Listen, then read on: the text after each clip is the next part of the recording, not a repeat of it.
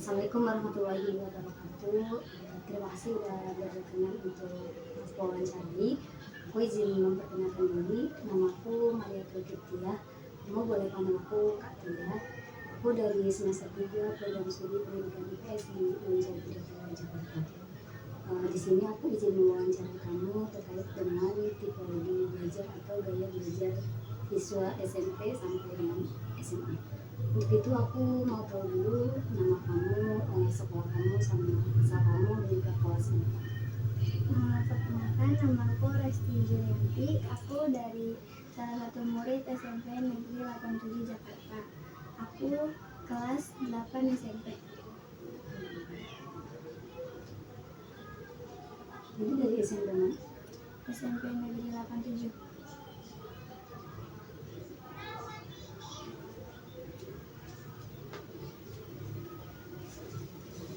Oke, kita langsung ke pertanyaan pertama. Kira-kira sejauh ini selama kamu sekolah di SMP gitu, apakah kamu lebih mudah memahami pelajaran jika kamu membacanya dengan baik? Iya Kak. Kalau boleh tahu kenapa lebih suka membaca tuh karena apa? Karena kalau dengan membaca aku bisa membaca dengan ulang terus bisa memahaminya. Kalau dengan ceramah itu kadang aku bisa lupa sendiri gitu.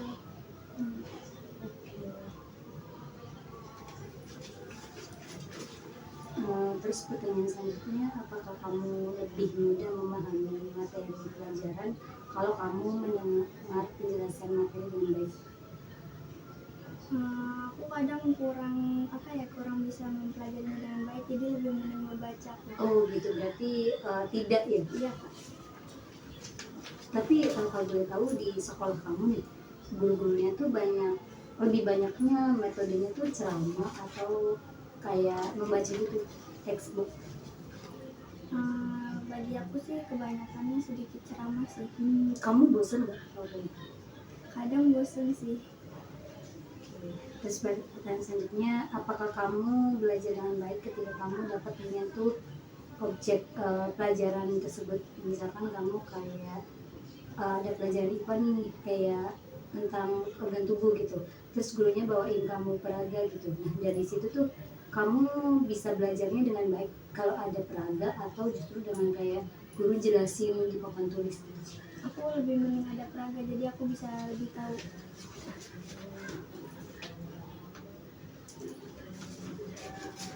Pertanyaan selanjutnya, apakah kamu memahami pesan yang ditulis daripada pesan yang dijelaskan dengan kata-kata? Lebih ke tulisan sih. Tulis. Berarti enggak ya? Tidak ya?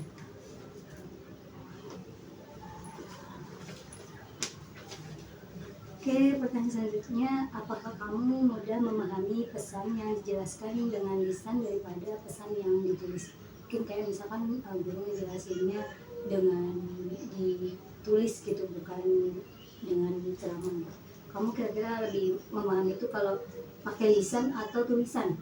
Pakai tulisan. Tulisan.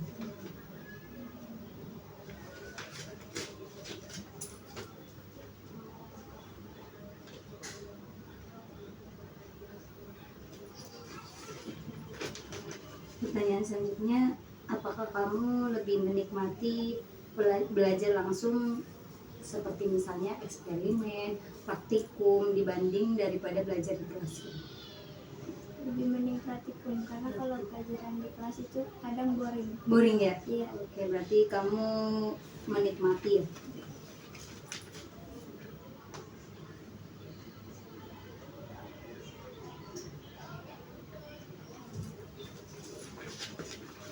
Oke, pertanyaan selanjutnya, apakah gambar-gambar, diagram, poster, terus pembelajaran dengan kartu itu bisa membantu kamu dalam mengingat dan memahami pelajaran di sekolah?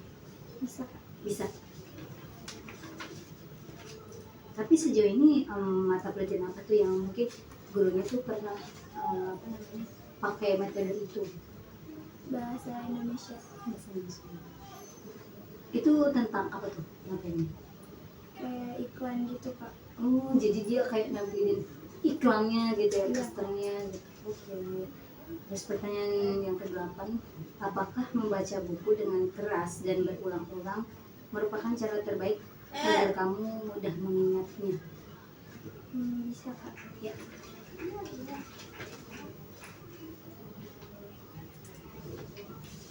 Oke, pertanyaan yang ke-9, apakah kamu lebih memahami materi pelajaran yang dijelaskan di guru melalui demonstrasi atau alat peraga gitu? Lebih ke alat peraga. Alat peraga. Tapi itu sejauh ini yang menggunakan alat peraga itu kayak di mata pelajaran apa aja sih? Ada di IPA, informatika, sama apa ya? Itu IPS. IPS kayak tentang peta gitu ya? Iya. Oke. Terus apakah kamu senang menonton TV atau membaca novel daripada mendengarkan musik atau radio? Aku nggak suka nonton TV. Nggak suka nonton TV, baca novel tapi suka? Suka.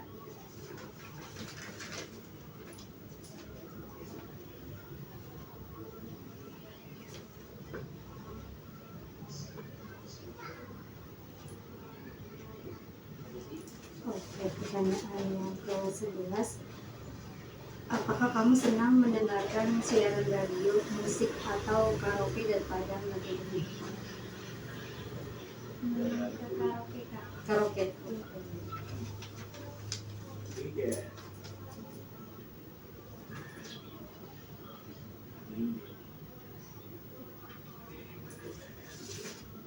Pertanyaan selanjutnya, apakah kamu menyenangi kegiatan yang berhubungan dengan fisik seperti olahraga gitu? Suka nggak sama olahraga gitu? Kurang suka Kak, Kurang soalnya suka. capek. Capek ya? Iya. Oke, berarti tidak. Oke, selanjutnya, apakah kamu merasa mudah mengingat seseorang daripada nama seseorang? Lebih ingat ke muka sih aku Kak. Muka daripada namanya dia gitu. Kadang berarti ingat muka lupa nama gitu. Iya.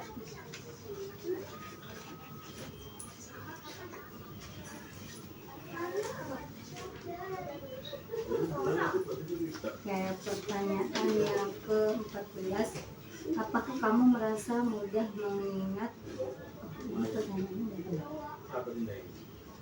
apakah kamu kalau tadi kan pertanyaannya apakah kamu mudah mengingat wajah daripada nama. Kalau sekarang pertanyaannya dibalik nih, apakah kamu merasa mudah mengingat nama seseorang daripada wajah? Jadi udah jawab ya, lebih wajah. Iya Kak.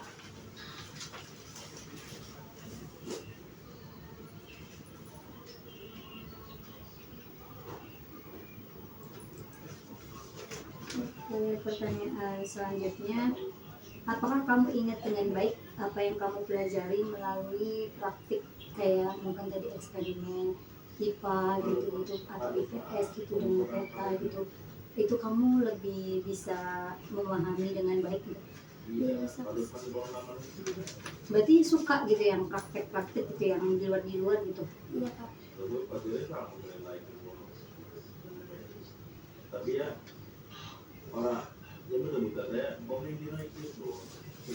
Oke, pertanyaan selanjutnya yang ke-16, apakah kamu lebih senang membaca buku cerita daripada mendengarkan cerita? Lebih senang membaca buku cerita. Benar-benar suruh tanya tidak mau. Kalau itu tanya mereka. Jadi dari mana kan?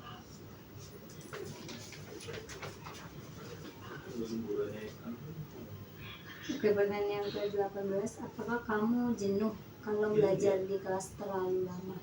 Iya Kak. Jenuh ya? Iya. Karena kayaknya pelajaran praktek itu lebih seru nggak sih? Iya Ya. Kak.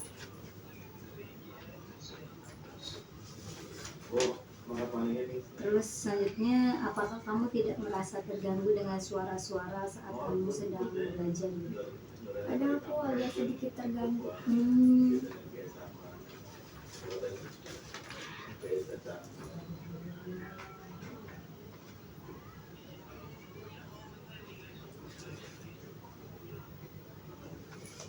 Pertanyaan yang ke-20, apakah kamu hanya bisa belajar dengan baik ketika berada pada suasana yang tenang? Iya. Ya, jadi kalau ribut rame gitu kalau kelas berisik itu nggak fokus ya, Iya, nggak masuk ya. Iya.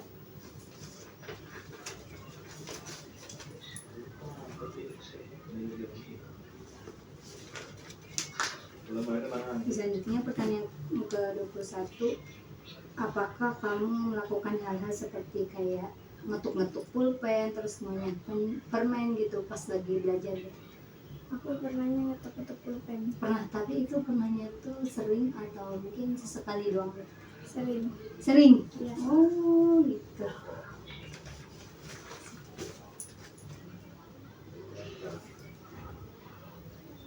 Kenapa tuh ngetuk-ngetuk pulpen? Biar fokus atau gimana? Karena saya bosan sendiri, jadi saya mainin pulpen Kak. Gitu. Oke, selanjutnya, apakah kamu suka ngobrol dengan berhadapan secara langsung dengan lawan bicara daripada lewat telepon? Iya, lebih manis secara langsung. Kadang kalau lewat telepon itu ini enggak sih, kadang nggak nyampe gitu ya. Iya. Terus selanjutnya, apakah kamu lebih suka berbicara lewat telepon daripada harus bertemu langsung dengan bicara? Lebih mending bertemu langsung.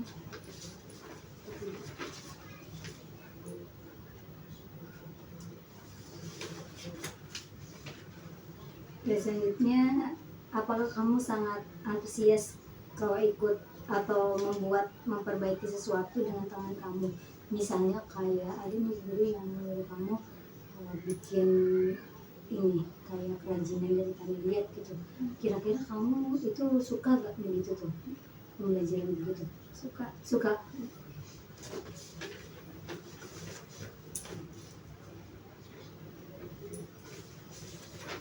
Selanjutnya, apakah kamu lebih menyenangi tugas-tugas tertulis daripada harus menjelaskan dengan kata-kata? Iya, mending tertulis. Tapi capek nggak sih kalau nulis terus gitu? Ya, kadang Capek. Tapi sejauh ini selama berarti kelas 8 ya? Iya. Dari kelas 7 sampai kelas 8 tuh banyak mata pelajaran mungkin yang nulis itu pelajaran apa tuh kalau boleh tahu? Yang banyak nulisnya? Yang banyak nyatet. Ada PKN, terus apa ya? IPS banyak nulisnya? IPS keseringannya kayak ngeringkas gitu Kak. Gitu. Tapi dia nggak yang banyak gitu ya? Iya, enggak. Terus selanjutnya, apakah kamu mudah terganggu dengan suara ketika kamu sedang belajar? Iya. Mudah ya? Kayak jadi ke distract gitu nggak sih? Kayak nggak fokus ya? Sama berarti kayak aku. Oke, selanjutnya ketika kamu mendapatkan kabar gembira nih, terus bikin kamu senang gitu, kamu bakalan lompat ke girangan nggak kalau dapat kabar gembira gitu? Iya Kak. Iya, kenapa tuh lompat-lompat? Karena kayak seneng gitu Kak.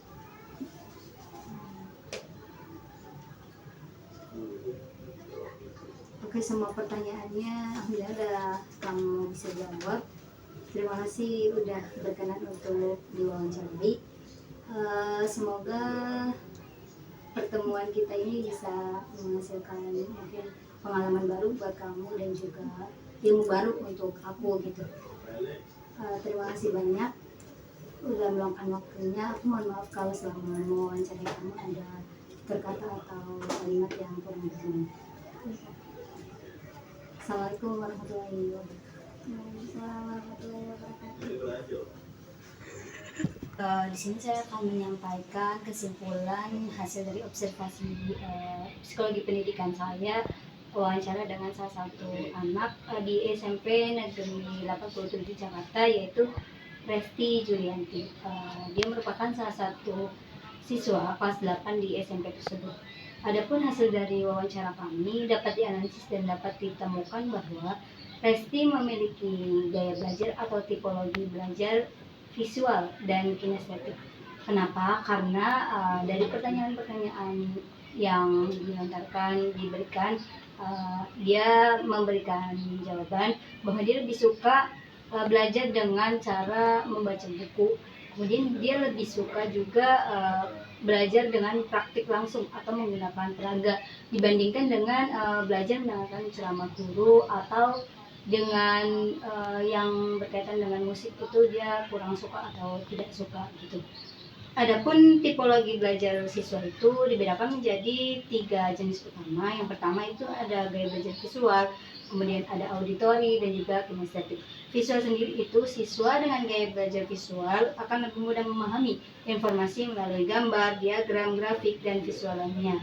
Terus mereka tuh cenderung lebih suka baca buku gitu dibanding dengan mendengarkan cerita. Dia lebih suka menulis daripada berkata-kata gitu.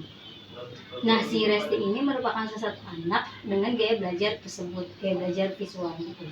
Kemudian yang kedua ada gaya belajar auditori.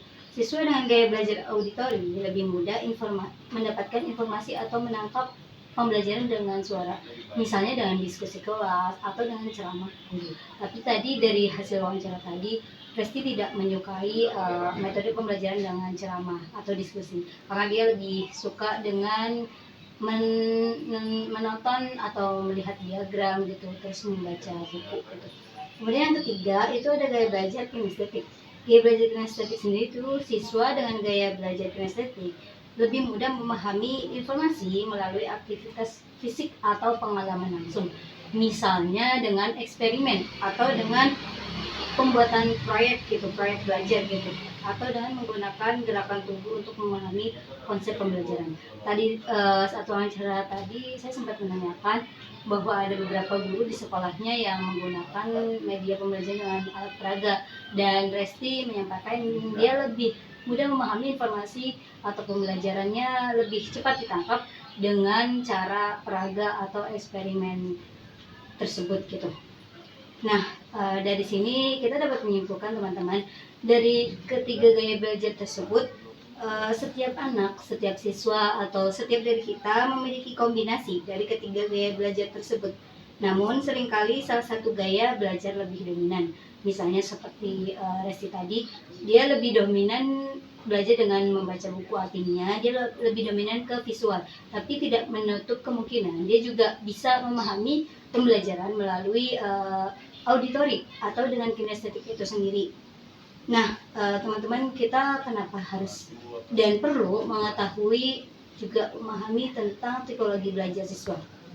Terutama bagi kami sendiri, salah satu calon guru pendidikan ilmu pengetahuan sosial, dengan memahami tipologi belajar siswa, kita dapat menyesuaikan metode pengajaran untuk meningkatkan efektivitas belajar siswa.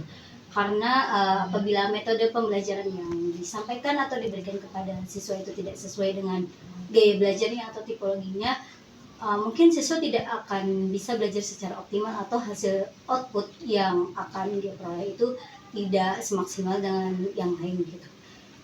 Mungkin pembelajaran yang bisa kita ambil adalah apapun gaya belajarnya, kita harus tetap bisa beradaptasi dengan semua metode pembelajaran yang diberikan oleh guru.